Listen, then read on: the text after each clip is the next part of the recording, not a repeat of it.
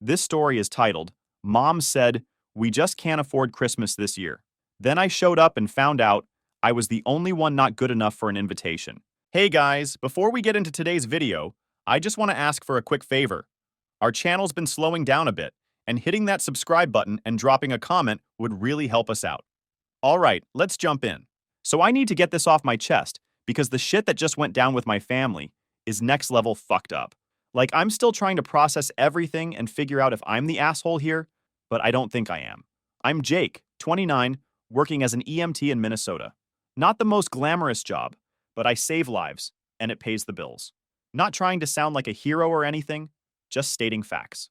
For 3 years, I was with Olivia, this marketing exec who I thought was the one. We were engaged and everything was good, until it wasn't. About 8 months ago, Olivia just drops this bomb on me. I don't think this is working anymore. When I pressed her on why, she dodged the question for like an hour until we had a few shots in us. Then she finally admitted the truth. I just don't see myself with someone who's, you know, an EMT forever. I thought you'd go to med school eventually. My friends are all with doctors and lawyers, and I'm with, well, you. That shit hurt. Not gonna lie. I mean, I'd been thinking about paramedic school, which would bump my pay, but med school was never on the table. I'd told her that from day one. But whatever. People want what they want, right? Here's where it gets twisted. My family, my older brother Ethan, the golden child investment banker, my younger sister Chloe, daddy's precious princess, and my parents. They all acted super supportive, at first. She wasn't good enough for you anyway, Jake. You're better off without her, son. Now you can find someone who appreciates you. They even encouraged me to break up with her before she could end things. Dad gave me this whole speech about being the man and ending it on my terms. So I did. I officially broke things off and moved out of our apartment. It sucked moving back to my old room at my buddy's place, but at least I had my dignity, right? That's what I thought anyway. But in the weeks after the breakup, little things started to feel off. Like I'd mention Olivia in passing, like how I still had to transfer her name off the apartment lease, and my mom's voice would go weird, kind of strained, like she didn't know what to say. One time, Chloe joked, well, Liv's always been good at landing on her feet, but when I asked what she meant, she changed the subject real fast. I didn't give it much thought. And for months after, I continued sending my parents $500 a month to help with my dad's medical bills. He's got diabetes and refuses to manage it properly. Always eating whatever he wants, skipping appointments, the works. I'd watch Chloe's kid Riley twice a week so she could have a social life as a single mom. The kid's 4 and pretty cool, actually. Not his fault his mom's a piece of work. I even helped Ethan move into his fancy new condo downtown, taking 2 days off work to pack and haul his shit while he was too busy closing deals. My back was fucked for a week after that, but that moving day left more than just sore muscles. When we finally finished, Ethan ordered takeout for everyone. His treat, or so I thought. We were all sitting around his sleek kitchen island. Me, Ethan, Chloe, and a couple of his friends from work. That's when one of his friends joked, "Hey Jake, do you get a discount on an ambulance ride if we pass out from all these drinks?" I laughed it off, but Ethan didn't. He leaned back in his stupid designer chair and said, "Nah, Jake's just the guy who drives the truck.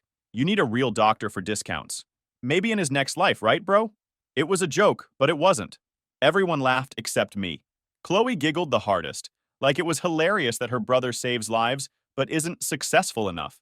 I wanted to say something, but what was the point? It would just make me look sensitive. So I swallowed it, smiled, and let it go. But I didn't forget. It wasn't the first time Ethan had made me feel like the family charity case, but it was the first time it really stung. Like I wasn't just the EMT brother, but the lesser brother, the one who drives the truck.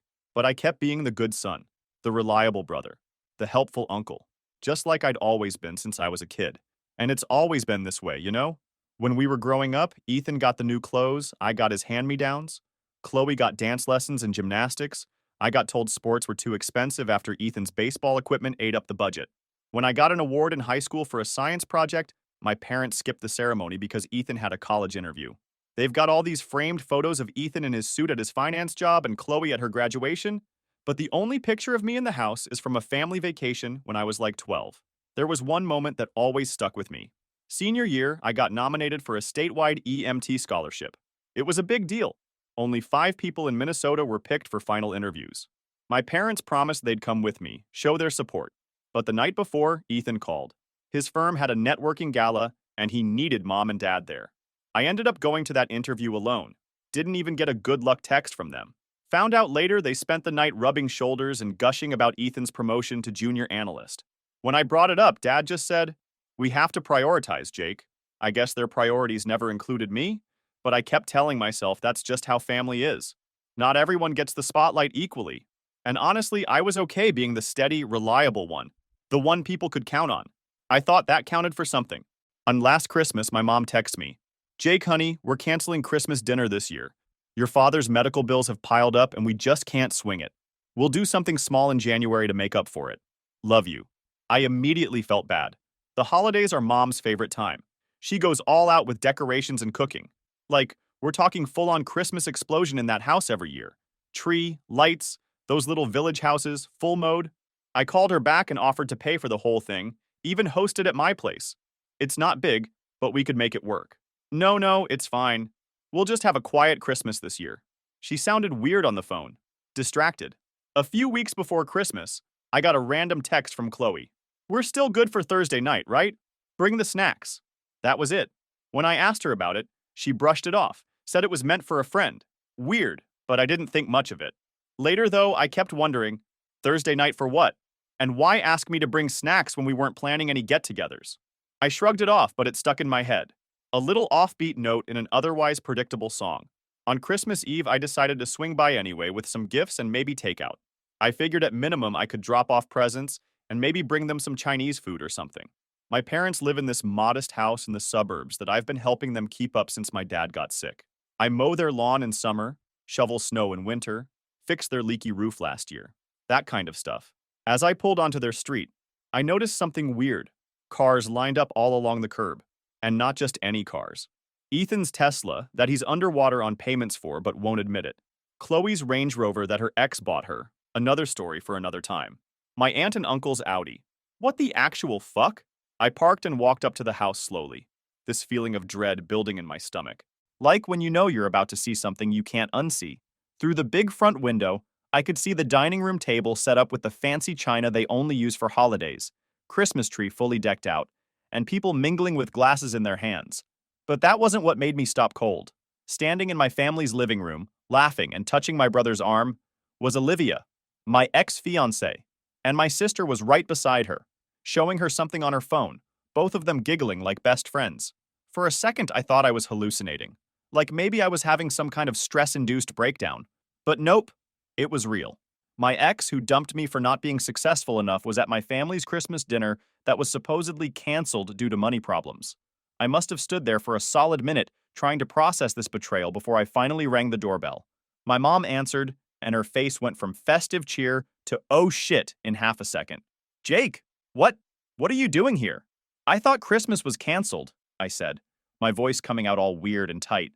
"Money problems, right?" Over her shoulder, the party went quiet. I could see my dad looking uncomfortable, Chloe and Olivia whispering, and Ethan, that smug asshole, actually smirked at me, not even trying to hide it. "Oh," my mom fumbled. "We managed to pull something small together last minute. Just family and a few friends." "Friends?" I looked directly at Olivia, who had the decency to look embarrassed. "That's what we're calling her now?" I could see my mom was trying to think of how to spin this. She's always been good at rewriting reality to make the family look good. Like the time she told everyone Ethan got a scholarship to his private high school when really my grandparents paid for it. Or how she tells people I just haven't found my path yet, instead of acknowledging I've been an EMT for 7 years and actually love my job. "Jake, honey, why don't you join us? There's plenty of food," she said, trying to smooth things over like this was just some minor misunderstanding and not a complete betrayal. I looked past her at the table full of people who supposedly couldn't afford Christmas dinner this year. The table I wasn't invited to. I could hear everyone talking in hushed voices. My aunt asking my uncle what was going on. My cousin already texting someone about the drama. Chloe moving closer to Olivia like she was protecting her from me or something. And Ethan just standing there with that stupid smirk like he'd won some kind of prize. I've never felt so blindsided in my life. Like, I knew my family didn't value me the same way they did Ethan or Chloe, but this was next level. They literally excluded me from Christmas dinner so they could set up my ex with my brother. Who does that? My mom was still standing there with this fake smile, holding the door open like I might still come in and play along with their little charade. Like we could all just pretend this wasn't completely fucked up. "Jake? Come in. It's freezing out." she said, like the temperature was the biggest problem here. I noticed she was wearing the earrings I got her for her birthday, the ones I spent 2 months saving for, and my dad was wearing the watch I fixed for him after he dropped it and broke it last year. Spent hours watching YouTube videos to figure out how to repair it myself because I knew he loved that watch. All these little reminders of how much I'd done for them, how much I cared, while they were plotting this whole time to stab me in the back. Part of me wanted to just turn around and leave, walk away with whatever dignity I had left, but another part of me, the part that was tired of being walked all over, pushed forward. I needed answers. I needed them to admit what they'd done. So I stepped inside, surrounded by the family that apparently didn't think I deserved to be included in their holiday. Actually, I think I will come in, I said, watching my mom's fake smile falter as she realized this wasn't going to go the way she hoped. The smell of turkey and pie hit me as I walked in. All the traditional food Mom makes every year. Food she supposedly couldn't afford to make this year. I could feel everyone's eyes on me as I walked into the dining room. Some looked guilty, some looked annoyed, but nobody looked surprised. They all knew. Every single one of them knew I'd been excluded deliberately. That's when I realized this probably wasn't the first time. How many other family gatherings had there been that I wasn't told about? How many times had they all gotten together without me, telling themselves it was okay because Jake wouldn't mind or Jake's too busy? The thought made me feel sick. All these years, I'd been busting my ass to be there for them, rearranging my schedule, picking up extra shifts to help them financially, and they'd been excluding me from their lives whenever it was convenient. And now they'd invited my ex, the woman who broke my heart, to Christmas dinner. Not just invited her, set her up with my brother, my own blood. The room was dead silent now. You know that awkward silence in movies when someone crashes a party? It was exactly like that, except this was my family's house that I helped pay for. Someone want to explain what the hell is going on, I demanded. My dad tried to take control of the situation. Now, Jake, don't make a scene. We were going to tell you about this after the holidays. Tell me what exactly? That you're hosting a Christmas dinner for everyone but me? That my ex-fiancé is apparently family now? My aunt looked uncomfortable at least. My uncle was suddenly super interested in his mashed potatoes. My cousin was recording the whole thing on her phone because of course she was. Ethan stepped forward, one arm possessively around Olivia's waist. Look, bro, Liv and I connected at the gym a few weeks ago. It just happened. You guys were over anyway. A few weeks ago? We broke up 8 months ago. Olivia looked down at her shoes. Well, actually, and that's when it clicked. The way Ethan always asked about my relationship problems. How he suddenly started going to the same gym as Olivia around March. How my family pushed me to end things with her. How long? I asked, my voice dangerously quiet. No one answered. My mom was looking at my dad. My dad was looking at the floor. Chloe was rolling her eyes. How long? I shouted. I never yell, so when I do, people pay attention. Chloe rolled her eyes again. God, you're being so dramatic. They've been talking since last summer, before you guys even broke up. But it's not like they did anything physical until after, last summer, when I was working double shifts to save for a bigger engagement ring, because Olivia kept dropping hints that the one I gave her wasn't impressive enough. While I was busting my ass helping accident victims and heart attack patients, she was texting my brother, and my family knew. I looked at my parents. And you knew about this? My mom had the nerve to say, Honey, we thought it would be better this way. Ethan and Olivia have so much more in common. They're both ambitious. And you know how you've always struggled with, well, finding your path. I've been an EMT for 7 years. I save lives every damn day. I've helped deliver babies, kept car crash victims alive until we reached the hospital, performed CPR on drowning kids and brought them back. But because I don't wear a suit or make 6 figures, I'm struggling to find my path? So you excluded me from Christmas to set them up? To protect me from finding out? We were going to have a small dinner with you tomorrow, my dad said. Just us. The leftovers. The afterthought. The consolation prize. Story of my life. My aunt tried to defuse the situation. Jake, honey, why don't you grab a plate? There's plenty of food. Are you serious right now? You think I want to sit and eat with these people? My backstabbing brother? My ex who's apparently been cheating on me with him? And my family who lied to my face about all of it? Don't be so sensitive, Ethan said. It's not like you and Olivia were going to work out anyway. She needs someone who can provide the life she wants. And that's you? I laughed. Mr. Up to his eyeballs in debt? The guy who's one bad quarter away from losing his condo? Yeah, real provider material there, bro. Ethan's face went red. He hates when anyone mentions his financial situation, isn't as solid as he pretends.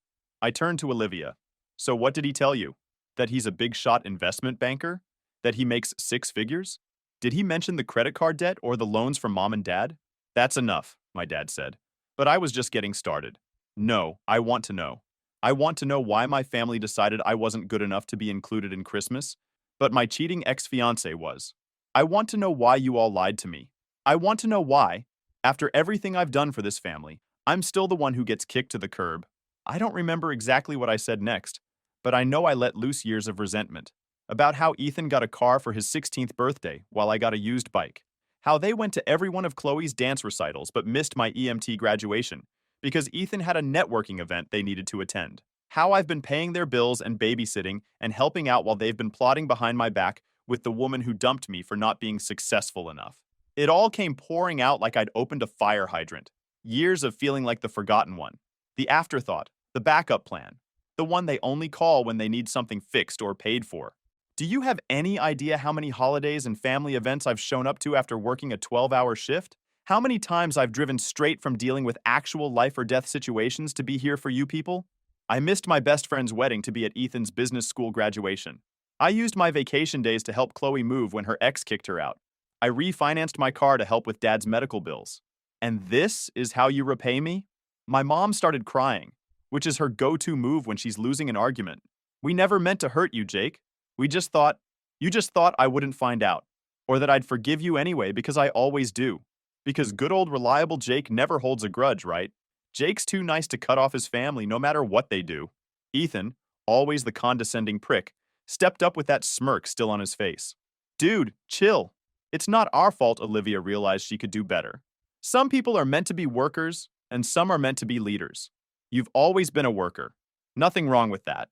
Something in me snapped. I lunged at him, grabbed him by his pretentious cashmere sweater, that I'm pretty sure is fake anyway, and shoved him against the wall. You entitled piece of shit! You've looked down on me our entire lives! He tried to push me off, but those investment banking arms weren't doing much against someone who carries unconscious people out of burning buildings for a living. I wasn't really gonna hurt him, just wanted to wipe that smug look off his face, you know? Get off me, you psycho! He yelled. My dad tried to pull us apart and got an elbow to the face for his trouble. Not from me, from golden boy Ethan, who was flailing around like a toddler having a tantrum. That's when things really exploded. My dad, clutching his bloody nose, turned on Ethan. What the hell is wrong with you? You hit me over this. Ethan, always Daddy's favorite, looked shocked. It was an accident. Jake attacked me. But my dad wasn't having it. For the first time in my life, he actually looked at the situation clearly. You've been seeing your brother's fiancé behind his back? After all Jake's done for this family? I was as surprised as anyone. My dad never takes my side. Like, literally never. When we were kids and Ethan broke my stuff, it was always, Jake, don't leave your things where they can get broken. When Ethan got the car and I got nothing, it was Jake. Your brother needs reliable transportation for his internship. You can take the bus. My mom jumped in, always ready to defend her precious firstborn. Don't act like you didn't know, Robert. We all agreed this was for the best. Ethan and Olivia are perfect for each other. And just like that, 30 years of marriage imploded right in front of the Christmas tree. My parents started screaming at each other. Apparently, my dad had only gone along with this whole setup reluctantly, and now he was pissed that my mom had orchestrated it all and made him complicit. I never wanted to lie to Jake. This was your idea, Margaret. Oh, now it's all my fault? You were fine with it last week when I suggested it. I was not fine with it. I said we should be honest with him. I backed away from the chaos. Everything suddenly crystal clear. The yelling continued, with my aunt trying to play peacemaker and my uncle looking like he wanted to be literally anywhere else. My cousin was still recording everything on her phone, probably already thinking about all the likes she'd get on social media. Olivia was standing awkwardly to the side, looking like she was regretting all her life choices. Good. She should. Chloe was, of course, making it all about her. Great, now Christmas is ruined. Thanks a lot, Jake. Typical. I'm not the one who lied, cheated, or excluded anyone from Christmas dinner, but somehow I'm the bad guy for reacting to it. I just stood there watching it all unfold, feeling weirdly detached from the situation. Like I was watching a movie about someone else's dysfunctional family. My aunt tried to salvage the situation. Maybe we should all just sit down and have dinner. Everything seems worse on an empty stomach. Classic Aunt Linda, thinking food can solve any problem. This wasn't a problem that mashed potatoes and turkey could fix. My dad grabbed his coat from the rack by the door. I'm not staying here. This whole thing was a mistake from the start. My mom looked shocked. Where do you think you're going? Out. I need some air. It's Christmas Eve. I'm well aware of what day it is, Margaret. I'm also aware that we just destroyed any relationship we had with our son, and you don't even seem to care. He looked at me then, really looked at me for what felt like the first time in years. Jake, I'm sorry. I should have put a stop to this from the beginning. Too little, too late, but at least it was something. He walked out, slamming the door behind him. My mom stood there looking stunned, like she couldn't believe he'd actually left. Now look what you've done, she said to me, because obviously this was all my fault. Ethan, always the opportunist, saw his chance to be the hero. I'll go after Dad, make sure he's okay. Chloe joined in. I'll help you clean up, Mom. Jake clearly isn't going to stick around to help. And just like that, they were rewriting the narrative, making themselves the good, helpful children while I was the troublemaker who ruined Christmas. It was so predictable I almost laughed. You're right, Chloe, I'm not sticking around. I looked at my mom, and I'm not coming back. Don't be ridiculous, she said. You're upset, I understand. But we're still family. No, we're not, I said quietly. Family doesn't do this to each other. I walked out, ignoring my mom calling after me, ignoring Olivia's tearful apology attempt, ignoring all of it.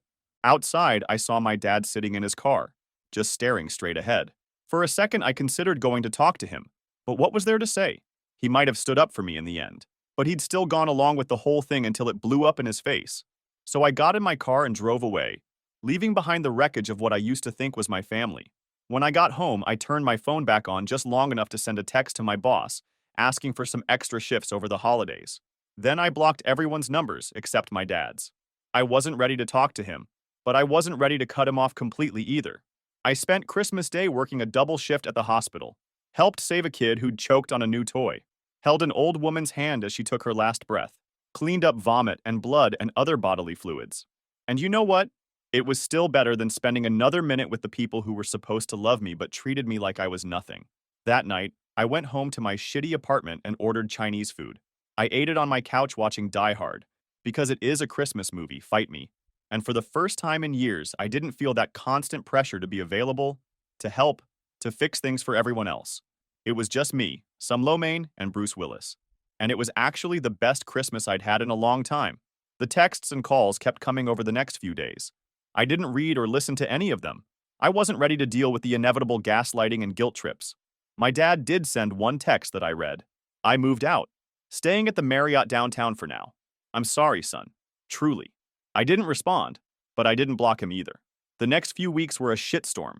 My parents separated and Mom blamed me entirely. If you hadn't shown up unannounced, everything would be fine. Ethan and Olivia were officially dating now.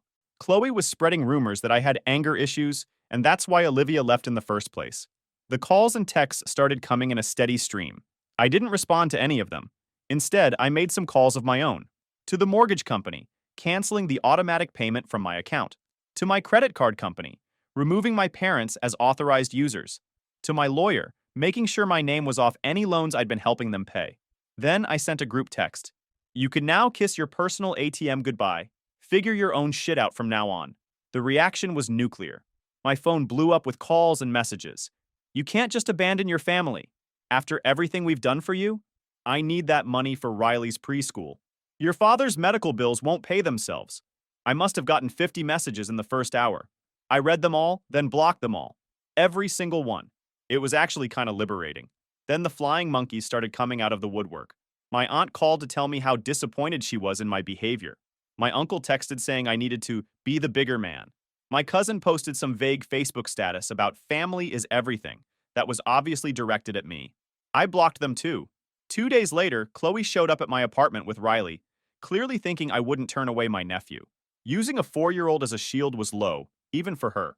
She said she needed me to watch Riley that weekend because she had a date with a guy who might be the one. I knelt down, handed Riley my phone to keep him busy, and turned to Chloe. I reminded her how, when I worked night shifts and asked for help moving, she claimed she was too exhausted from being a mom, but then posted club photos the same night.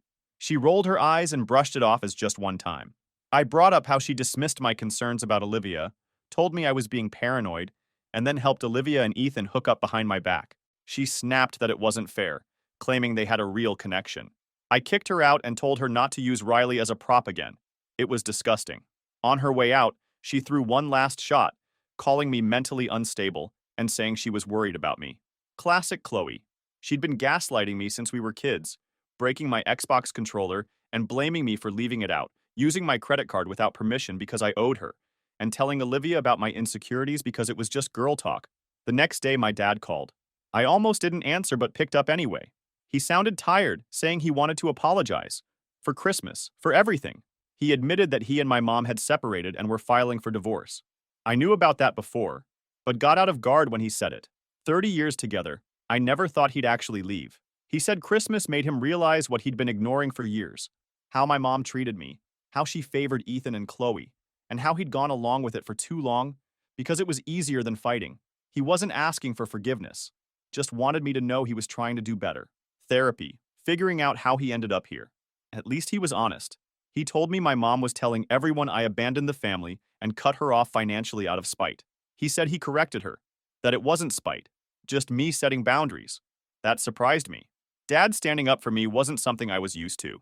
He apologized again, saying he hadn't been the father I deserved. I didn't know how to respond.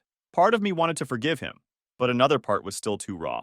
I told him I needed time and he understood. He asked if we could get coffee when I was ready. Maybe, I said, but no promises.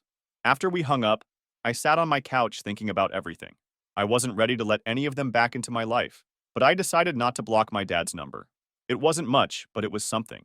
A month after Christmas, I got a registered letter from a lawyer. For a second, I panicked, thinking my family was suing me or something crazy like that. But it was actually about my grandmother's estate. She had died 5 years ago and left me a small inheritance that I never knew about. Apparently, my mom had been managing it for me. The lawyer had been hired by my dad as part of the divorce proceedings. He'd discovered that my mom had been dipping into my inheritance to pay for things like Chloe's car and Ethan's business school. I was furious all over again. It wasn't a huge amount, about $15,000, but it was the principle of the thing. My grandmother had wanted me to have that money, and my mom had stolen it to give to my siblings. I called the lawyer and authorized him to recover what he could. Then I called my dad. "Did you know? About Grandma's money?" "No," he said, and I believed him. "I only found out when we started splitting up the finances. Your mother had an account I didn't know about. When I pressured her, she admitted what it was. She stole from me, Dad. From her own son. I know, I'm so sorry, Jake. I've told her she needs to pay you back, but she doesn't think she did anything wrong," I finished for him. "Because it's always been like this.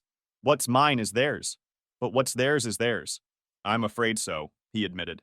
"But I'm going to make sure you get what's owed to you, even if it has to come out of my half of the divorce settlement." That actually made me tear up a little. It was the first time in my life I could remember my dad putting my needs before my siblings. "Thanks, Dad," I said. "Maybe something good could come out of this whole mess after all." It's been 4 months since the Christmas disaster. I moved to Colorado for a better paying job with a rescue unit in the mountains.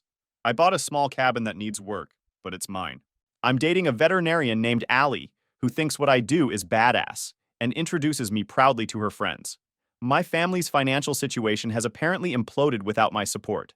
My aunt called, the only family member I haven't blocked, to tell me that my mom had to downsize to an apartment. Ethan had to loan her money, which he was furious about. Chloe had to get a full-time job instead of the part-time gig she'd been working while I provided free childcare. Oh, and Olivia dumped Ethan after 3 months when she found out his investment banking job wasn't as prestigious or high-paying as he'd led her to believe. Turns out he's just a glorified account manager who lied about his income and position to impress her. The karma is real. But last month, Olivia showed up at my doorstep in Colorado. No idea how she found my address. Probably through some mutual friend. She was in tears, mascara running down her face, looking nothing like the polished marketing exec who dumped me for not being successful enough. "Jake, I need to talk to you," she sniffled. "It's important." I was about to shut the door in her face when she blurted it out. "I'm pregnant, and I think it might be yours." I actually laughed in her face. "We broke up almost a year ago. Try again." "No, you don't understand." She was desperate now. "I'm about 3 months along. I was going to tell Ethan it was his, but we only slept together twice and I used protection both times. But you and I? That last night before we broke up. Let me get this straight," I said, crossing my arms. "You cheated on me with my brother, dumped me because I wasn't successful enough, dated my brother, and now you're pregnant and want me to believe it's mine? After 9 months? I know how it sounds. She was crying harder now. But I did the math and did you also do the math on how many guys you've slept with since me? Like your boss, maybe? Her face went white. How did you? Ethan called me last week. Drunk off his ass. Seems he found some interesting texts between you and your boss. Quite detailed from what he said. Something about a weekend in the Poconos 3 months ago? Right around the time you'd have gotten pregnant by my math. She switched tactics real quick. Jake, please. Ethan broke up with me. My boss won't acknowledge the baby. I need help. Child support, at least. Not my circus, not my monkeys, I said, borrowing one of Allie's favorite phrases. Good luck with the paternity test. I shut the door and went back inside to where Allie was waiting with 2 beers and a sympathetic smile. She'd heard everything. You okay? She asked. Never better, I said, and meant it. Allie is the complete opposite of Olivia. She's down to earth, laughs at dumb jokes, and actually thinks saving lives is more important than having a fancy job title. We met my second week in Colorado when I brought in a dog I found hit by a car on my way home from a shift. She saved the dog, I got a date, and now the dog, we named him Lucky, lives with us. Oh yeah, we moved in together last month. Turns out when you're not financially supporting your entire family, you can actually afford nice things for yourself. My crappy studio apartment and her 1 bedroom didn't make sense when we could combine resources and get the cabin we both wanted. Ethan texted me the next day after Olivia's surprise visit. Thanks for the heads up about Olivia. Dodged a bullet there. I didn't respond. He might have been grateful for this one thing, but it didn't erase years of him treating me like shit. My dad is the only one I still talk to occasionally. He apologized, actually apologized, for how things went down. He admitted he'd always favored Ethan because he reminded him of himself, and he'd taken me for granted because I never caused problems. He's trying to rebuild his life now, managing his diabetes better, working on his relationship with me. It's a start. My aunt keeps me updated even though I don't ask her to. Apparently, my mom had to get a job as a receptionist at a dentist's office. Ethan moved back home after he couldn't make his condo payments after he lost his job. Chloe's struggling to balance full-time work and being a single mom without her free babysitter. Me. Part of me feels bad for them. They're still my family, and I don't wish them harm. But another part knows this is exactly what they needed.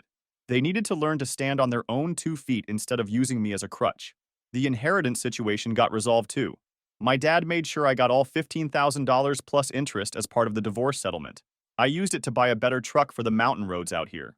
Every time I drive it, I think of my grandma and how she'd be happy I finally got what she wanted me to have.